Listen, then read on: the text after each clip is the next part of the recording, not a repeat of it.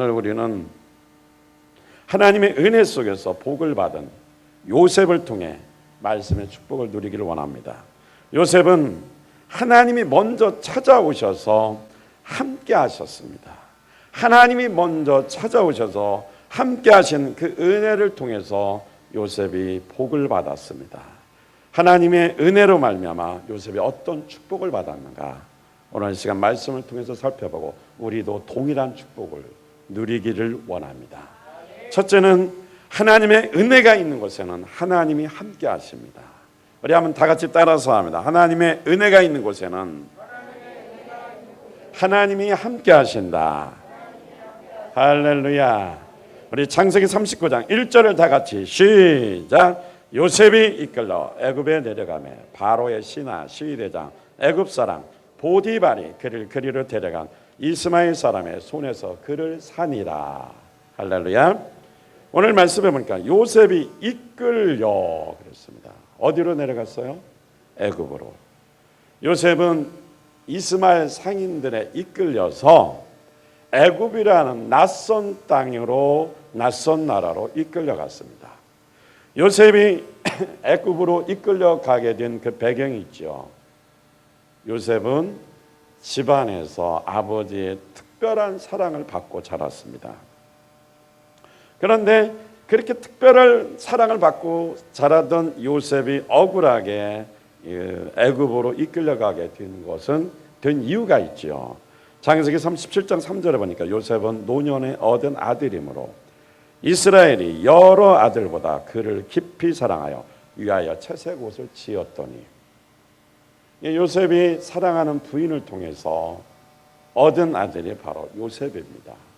야곱이 참 사랑하는 아들을 통해서 얻은 아들이 누구예요? 요셉입니다. 그렇기 때문에 요셉을 특별히 야곱이 더 사랑했습니다.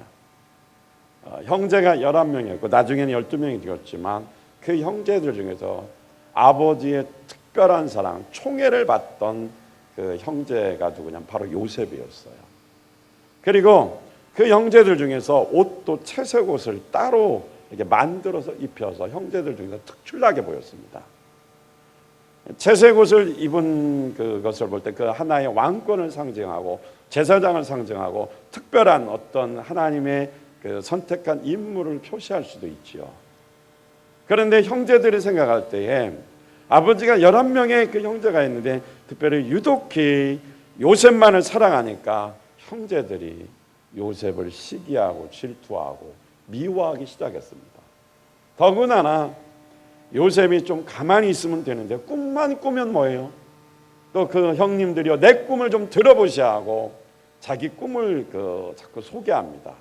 안 그래도 아버지의 사랑을 독차지하고 아버지의 총애를 받는 그 동생이라 미워 죽겠는데 더군다나 꿈까지 꾸면서 그 꿈속에서 자기가 최고의 형제들을 다스리는 지도자가 된다는 꿈을 2번씩이나 말하니까 형들은 견딜 수가 없었던 것입니다. 어느 날 아버지의 심부름으로 요셉이 형들을 만나러 갔는데 그 형제들이 때는 이때다 싶어서 구덩이가 있는 곳에 동생을 집어넣고 사실은 죽이려고 했죠. 그런데 그런 요셉에게 하나님의 은혜가 있으니까 그 생명을 뭐예요? 죽이지 않고 살립니다. 대신에 어떡합니까? 지나가는 이스마엘 상인들에게 자기 동생을 은 20냥에 주고 팔아버립니다. 그래서 이스마엘 상인들에 이끌려 형들이 시기하고 질투하고 동생을 미워해서 죽이려다가 이제 느우벤의 말림을 통해 느우벤이 말렸지 않습니까? 그래서 느우벤에 의해서 이스마엘 상인들에게 팔려 애굽에 이끌려가게 되는 것입니다. 애굽에 이끌려가서 어디로 갑니까? 바로의 신하, 시위대장, 애굽 사람, 참 많이 붙었죠? 바로의 신하다. 이게 보디발이라는 사람은 바로의 신하다. 그리고 그 직분은 뭡니까? 시위대장이다. 또 어디 사람이다? 애굽 사람이다. 수식어가 참 많이 붙었어요. 그 사람의 이름이 뭐다? 보디발이다 이 말입니다. 그러니까 이스마엘 상인들이 애굽으로 끌고 와서 보디발의 집에 그를 노예로 팔았다라는 것입니다. 이 보디발은 애굽의 군보를 책임지는 경비대장이고 또 애굽 사람입니다. 그때 당시에 애굽에는 많은 나라, 다민족이 살았습니다. 여러 민족이 살았고 그 민족의 특성들을 다 인정해 줬습니다.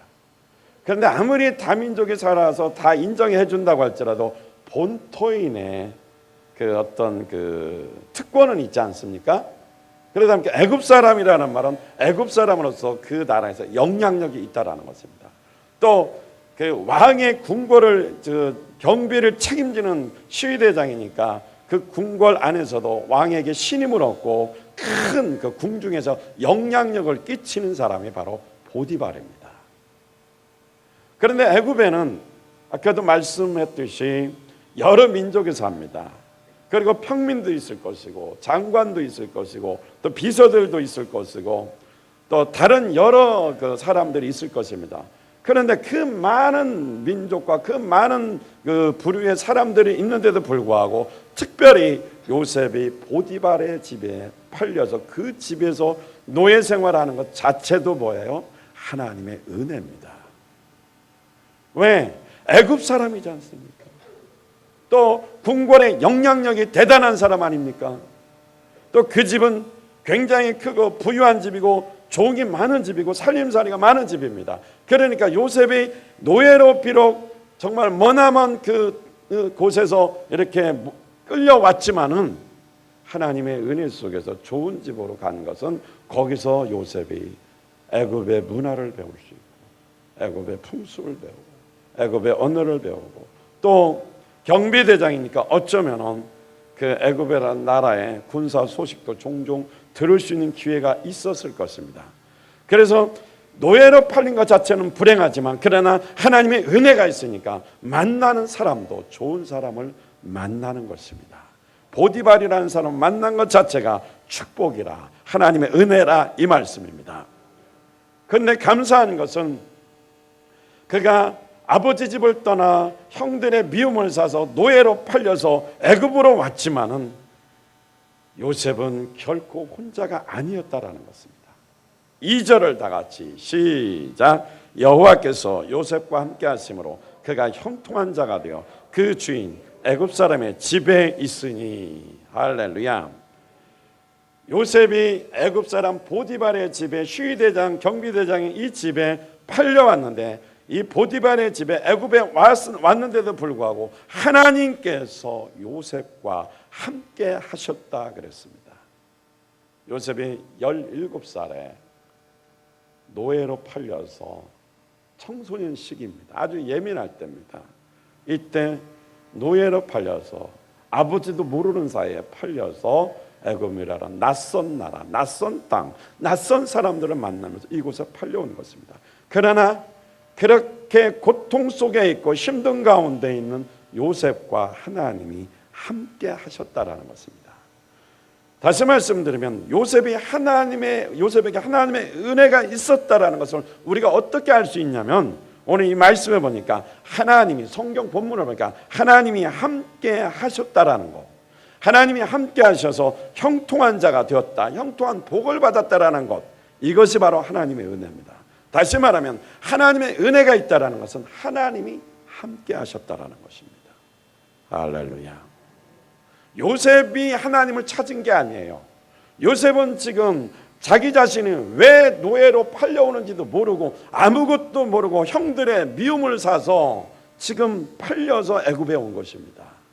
그러니까 그런 상황 속에서 요셉이 하나님을 찾은 것이 아니고 하나님이 먼저 요셉을 찾아가서 하나님이 함께 하셨다라는 것입니다. 이것이 하나님의 은혜입니다.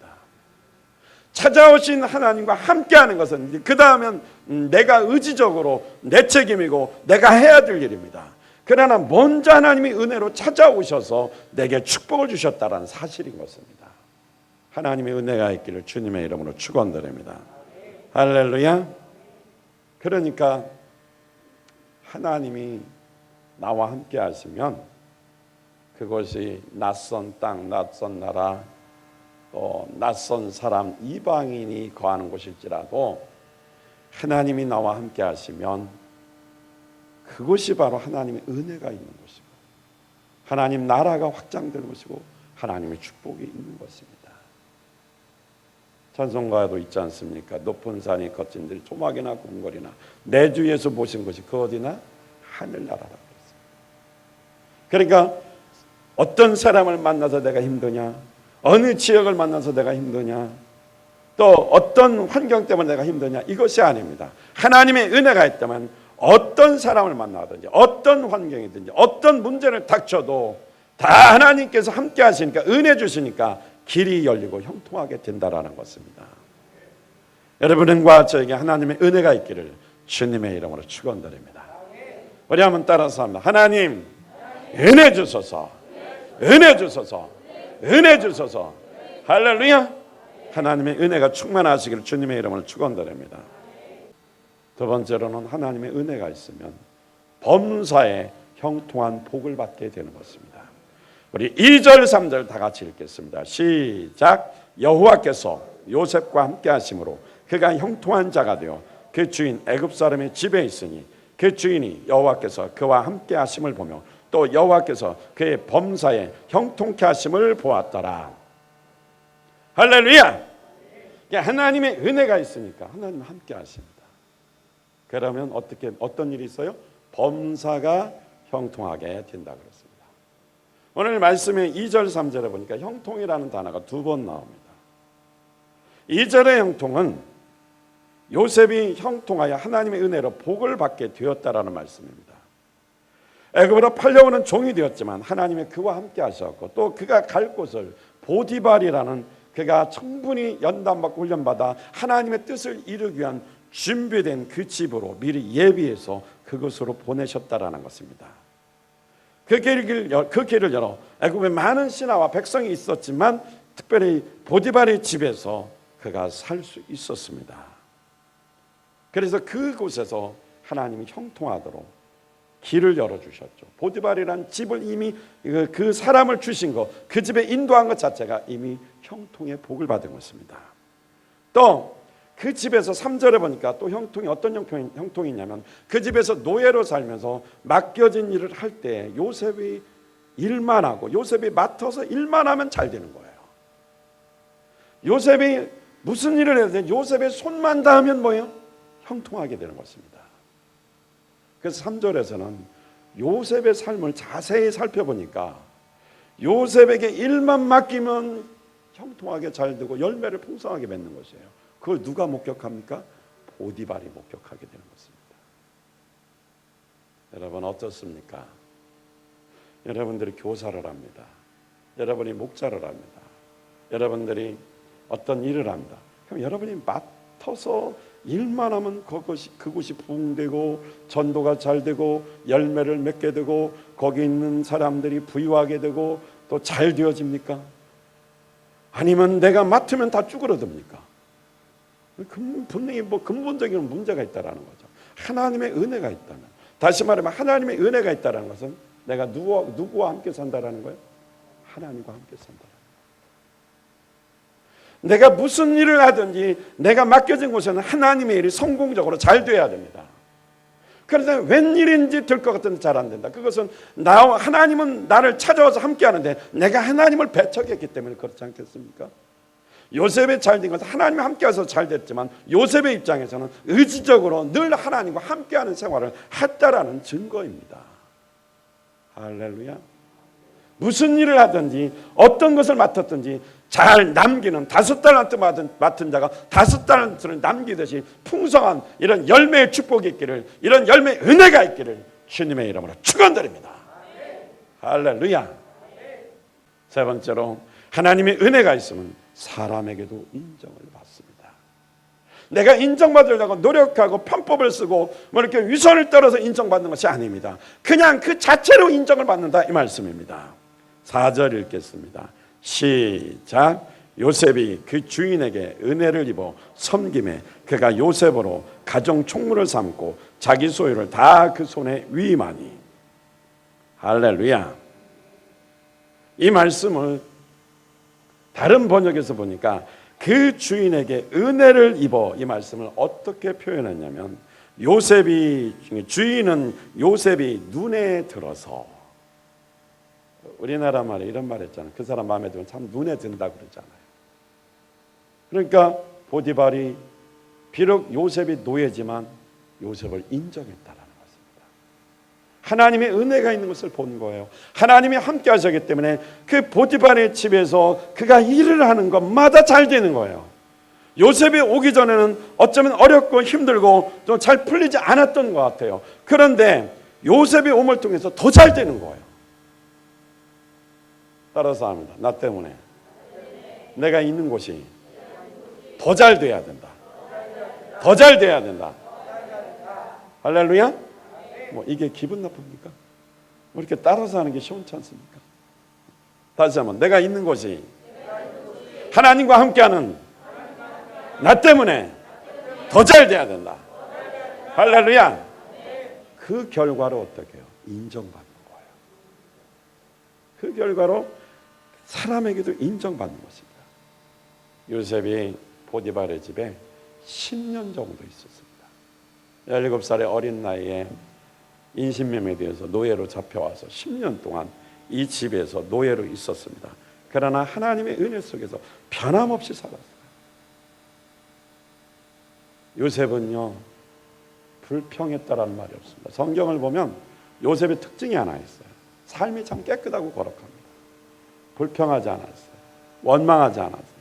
그리고 뒤에서 주인을 욕하지 않았습니다.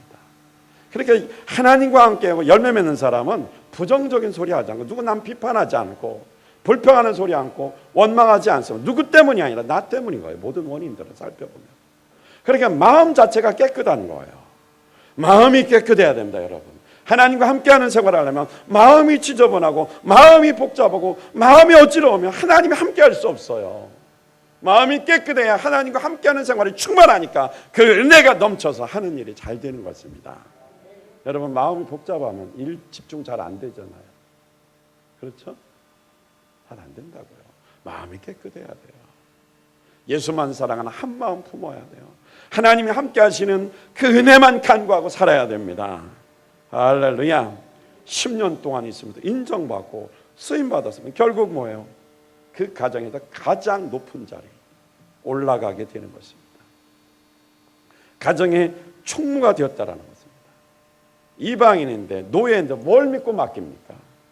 그런데 하나님의 은혜가 있으니까 그가 하는 일마다 잘 되니까 주인이 뭐예요? 자기 식탁 위에 식료만 빼놓고는 모든 것을 권한을 다 어떻게 위임해 버렸습니다. 사실 주인이 말만 보디발의 주인이지 모든 것을 사용하고 실제 주인은 누굽니까? 요셉입니다. 이 세상 것은 어차피 하나님의 것입니다. 어떤 사람은 돈이 아무리 많아도 그 사람 것이 아닙니다. 어차피 하나님 것입니다. 그러면 그것을 가져다가 쓰고 주님의 일을 위해서 쓰임받는 자가 크게 쓰임받는 자요, 그 쓰임받는 자가 축복받은 자요, 형통한 자인 것입니다. 내 주머니에 돈을 가져야 부자가 아닙니다. 많은 것을 움직이고 쓸 수 있고 능력 있게 어떻게 해요? 움직일 수 있는 자가 부자입니다. 그 사람이 부유한 자입니다. 그 사람이 하나님의 은혜로 형통한 자인 것입니다. 요셉은 자기 것은 하나도 없어요. 그러나 마음대로 씁니다. 그러나 마음대로 할 수 있습니다. 왜? 하나님의 은혜가 있으니까 형통하게 되고, 형통하게 될 뿐만 아니라 사람에게도 인정받으니까 그가 있는 그런 공동체에서도 하나님이 우뚝 뽑아서 거기에 많은 종들이 있을 것입니다. 주인의 아들도 있을 것입니다. 그런데 최고의 관리자로 요셉에게 맡기지 않습니까? 대외적으로 모든 것을 관리하는 가정의 총무, 최고의 관리자가 된 것입니다. 그리고 39장 6절에 보니까 이렇게 말했습니다. 시작. 주인이 그 소유를 다 요셉의 손에 위임하고 자기 식료에는 간섭하지 아니하였더라. 요셉은 용모가 준수하고 아담하였더라. 할렐루야. 보디발은 요셉을 인정했습니다. 하나님이 함께하니 하는 것마다 잘 되는 걸 눈으로 목격해서 가정 총무를 세고 이제는 관리의 그 권한을 부여하는데 나의 식탁 빼놓고는 모든 것을 다 네 마음대로 관리해서 잘 되게 하라는 것입니다. 그가 만지는 것마다 잘 되는 거 다 맡겨주죠. 그런데 왜 그 음식 관리하는 것만 안 맡겼냐면요, 그 당시 애굽의 법이 이방인하고는 함께 식사할 수가 없어요. 다른 외국 사람하고. 그리고 그 다른 외국에서 온 사람이 주인의 그 식탁을 손댈 수 없다라는 법이 있습니다. 그래서 요셉에게 식료, 식탁에 있는 음식 관리만 빼고 네가 모든 것을 다 관리하라고 맡긴 것입니다. 그러면 사실상은 뭐예요? 그 보디발의 집에 모든 것을 다 총책임지고 사실은 관리하는 것입니다. 이렇게 하나님의 은혜가 있고 하나님의 은혜가 있으니까 하나님과 함께하는 생활을 통해 형통하니까 사람에게 인정받는 거예요. 그러니까 여러분이 사람에게 인정받으려고 노력해서 드리는 것이 아니라 하나님의 은혜가 있으면 그 주인의 마음을 감동시키고 또 내가 하는 일이 잘 되게 해서 인정받게 만들어주시는 것입니다. 하나님 무시하고 사람에게 인정받으려면 실패합니다. 하나님에게 인정을 받아야 됩니다. 하나님의 은혜 속에서 하나님과 함께하는 자가 되십시오. 그러면 하나님이 감동시켜 사람에게 인정받게 하시고 어느 분야에든지 최고의 전문가로 최고의 사람으로 쓰임받게 하시는 것입니다. 하나님 은혜가 있기를 주님의 이름으로 축원드립니다. 또한 하나님의 은혜가 있으면 이 사람은 뭐예요? 환경을 초월해서 복을 받게 되는 것입니다. 요셉이 억울하게 누명을 쓰고 어디로 갔죠? 감옥을 갔어요. 근데 그 감옥에 들어가서 나는 억울합니다. 죄도 안 졌는데 이렇게 억울해서 감옥에 왔습니다. 불평 안 했어요. 실제로 억울한 일을 당했는데도 억울하다고 말하지 않습니다. 거기서도 하나님의 은혜가 있어요. 감옥도 하나님이 보낸 이유가 있겠구나. 거기서 성실하게 섬기니까 감옥의 총책임자 전옥이 있었습니다. 요셉을 보니까 쓸만하니까 자기가 해야 될 일을 요셉 네가 다 해라. 맡겨버리고 지는 놀아요. 그래서 요셉이 감옥의 재반 소유의 모든 것을 다 관리하기 시작합니다. 그러니까 방마다 다 다니면서 체크하고 뭔가 일을 할 거 아닙니까? 근데 그 감옥은 왕궁의 감옥이고 정치 포로 정치인들이 갇히는 곳입니다. 그러니까 거기 술 맡은 관원장, 떡 굽는 관원장, 또 왕의 그 장관들, 지도자들 다 거기 있습니다. 수많은 사람들을 만납니다. 그런데 요셉에게 특별한 하나님의 은사가 있었어요. 꿈을 해몽하는 은사가 있었습니다. 영적 은사가 있었던 거죠. 이것은 뭐예요? 하나님의 은혜 속에서 늘 하나님과 함께하는 생활이 깊이 유지됐다라는 것입니다. 그러니까 영적인 눈이 열리니까 꿈을 해몽하게 되는 것이죠. 술 맡은 관원장 사흘 후에 당신은 복직될 것이다. 떡 굽는 관원장 당신은 사흘 후에 죽을 것이다. 꿈을 해몽해 주고 그대로 되었습니다. 그러면서 요셉이 부탁합니다. 내가 여기에 누명 쓰고 왔으니까 나 좀 이곳에서 좀 석방시켜달라고 부탁하는데 술 맡은 관원장이 나가더니 인정벌이 없게 기억도 안 하고 자기만 잘 먹고 잘 사는 거예요. 하나님의 때가 있죠. 그것에서 2년이 지났는데도 불구하고 그 2년 동안 기다리면서 요셉은 절대 원망하거나 불평하거나 부정적으로 말하지 않습니다. 자기 맡겨진 소임에 최선을 다합니다. 그러니까 환경을 초월해서 거기서도 계속 복을 받는 거예요. 말이 죄수지 뭐 자유인이나 마찬가지죠. 사랑하는 성도 여러분, 하나님의 은혜가 있으면 그것이 좋은 환경이든 열악한 환경이든 막힌 환경이든 열린 환경이든 상관없이 하나님의 은혜 속에서 축복이 오는 것을 믿으시기를 주님의 이름으로 축원드립니다. 하나님의 은혜가 있어야 됩니다. 때가 되니까 왕의 꿈을 해몽하잖아요. 결국 어떻게 됩니까? 해결책까지 주니까 나중에는 어떻게 됩니까? 그 나라 전체를 관리하는 전국 총리가 됩니다. 왕이 말합니다. 나는 너하고 비교할 때 보좌 자리만 왕이지 사실은 네 모든 권한이 너에게 있다고 다 위임해줘 버립니다. 얼마나 멋집니까? 하나님의 은혜가 있으면 세상 것이 다 하나님의 것으로 사용된다 이 말씀이에요. 욕심이 아닙니다. 하나님의 뜻을 위해서 요셉에게 다 맡겨주는 것입니다. 어떤 사람에게 맡겨서 관리하고 위임하도록 크게 쓰시고 축복하냐? 하나님의 은혜 속에서 하나님과 함께 사는 사람. 이 사람을 믿으니까 어디를 가든지 원망하거나 불평하지 않고 자기 맡겨진 일에 최선을 다하니까 하나님이 축복해 주시는 것입니다. 사랑하는 성도 여러분, 정말 제가 여러분을 위해서 빌고 기도합니다. 하나님의 은혜 속에서 이런 형통한 축복을 누리시기를 주님의 이름으로 축원드립니다. 요셉처럼 여러분이 이 땅에서 하나님의 나라를 위해서 주인공이 되시기를 주님의 이름으로 축원드립니다. 아브라함에게 말했어요. 너는 복의 근원이 된다 그랬습니다. 라반이 야곱을 보고 그랬습니다. 네가 우리 집에 와서 복을 받았다고. 야곱 때문에 삼촌 라반이 악인이지만 나쁜 사람이지만 야곱 때문에 잘된 것을 인정했습니다. 여러분이 어느 장소 어디 있든지 여러분의 복의 근원이 되어서 여러분과 하나님이 함께 하신 그 은혜 때문에 형통한 축복이 있기를 주님의 이름으로 축원드립니다.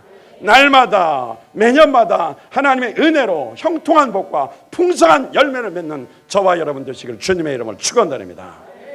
특별히 하나님이 맡겨주신 사역에 있어서 큰 열매, 많은 열매 맺는 하나님의 은혜의 형통의 복이 있기를 주님의 이름으로 축원드립니다.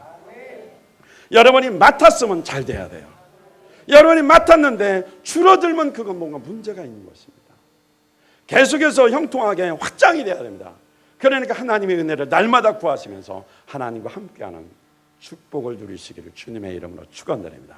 하나님의 은혜로 형통한 자가 되시길 바랍니다. 하나님의 은혜로 부유한 자가 되시길 바랍니다. 하나님의 은혜로 여러분이 있는 곳에 어디든지 형통하게 열매 맺는 축복이 있기를 주님의 이름으로 축원드립니다. 그리고 여러분이 잘 되는 것을 하나님을 모르는 사람, 예수를 모르는 사람들 목격하고 인정하고 주님을 믿기 위해서 따라오는 구원의 역사, 은혜의 역사가 있기를 주님의 이름으로 축원드립니다. 할렐루야!